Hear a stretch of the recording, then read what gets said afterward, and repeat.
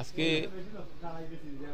আজকে আমরা এই করমচাল স্টেশনে যে আন্দোলন করলাম, আন্দোলনে আমরা যেগুলা দাবি দাওয়া তুলে ধরছি, আমাদের প্রাণের দাবি, আমাদের এই অবহেলিত এই যে সিলেট বিভাগ, এই সিলেট বিভাগকে কিভাবে রেল যোগাযোগটাকে উন্নত করা যায়। যদি উন্নত না করেন, এখান থেকে যেভাবে আমরা রাজস্ব দিচ্ছি, যেভাবে আমরা খনিজ সম্পদ এবং চা শিল্প থেকে রাবার শিল্প এবং সমস্ত কিছু বিদেশিদের, এই যে আমাদের যে প্রবাসীদের রেমিটেন্স, এই রেমিটেন্স যে আমরা যে অবদান রাখছি বাংলাদেশে, সেদিকে আপনারা আমলে নিয়ে সমস্ত কিছু করে আমাদেরকে এই এলাকার উন্নয়ন করেন। পরবর্তীতে আমাদের দাবি দাওয়া যেটা এখানে হলো, আমাদের এই বরমচাল স্টেশনটা ব্রিটিশ আমল থেকে এখানে প্ল্যাটফর্মে মানুষ এখন উঠতে পারে না, আন্তঃনগর ট্রেন থামে, কিন্তু এখান থেকে উঠতে যাওয়া ওঠার যে সমস্যা, এই সমস্যাগুলো এখানে মহাপরিদর্শক দেখে গেছেন এবং রেলের মহাপরিদর্শক দেখে গেছেন, বিভাগীয় পরিদর্শক দেখে গেছেন। এরা দেখে যাওয়ার পরেও এটা আমলে নেওয়া হচ্ছে না।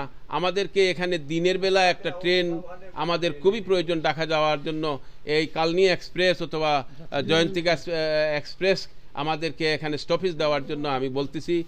আর আমরা এখানে সার্বিকভাবে যে জিনিসটা হলো, আমাদের যে আগামী পরিকল্পনা হলো, যদি আপনাদেরকে আমলে না নেন, তাইলে আমরা কিন্তু কঠোর আন্দোলনে আমরা যাব এবং বৃহত্তর আন্দোলনে যাব।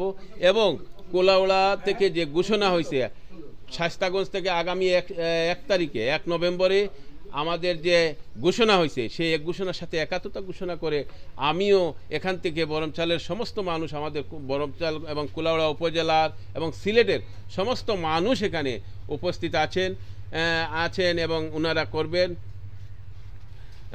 তারপরে আমরা দেখব ইনশাআল্লাহ আমাদের এই আন্দোলন, আমরা দাবি দেওয়া যতদিন পর্যন্ত আমাদের দাবি দেওয়া মানে বাস্তবায়ন হচ্ছে না, ততদিন কিন্তু আমরা সংগ্রাম চালিয়ে যাব। এখন এখান থেকে আর পিছপা হওয়ার কোনো সুযোগ নাই। আমরা যেভাবে হোক এই দাবি আদায় করে ছাড়ব ইনশাআল্লাহ। এর জন্য কঠোর কর্মসূচি দিতে হয়, আমরা কঠোর কর্মসূচি দিব।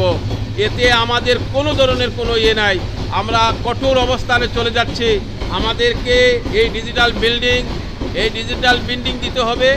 আমাদের এখান থেকে এই যে দিনের ট্রেন, ঢাকাগামী ট্রেন, এই ট্রেনের যাত্রা বিরতি এখানে করতে হবে। আমাদেরকে আসন সংখ্যা বাড়াতে হবে, আমাদের টিকেটের ব্যবস্থা যেটা, এটা করতে হবে।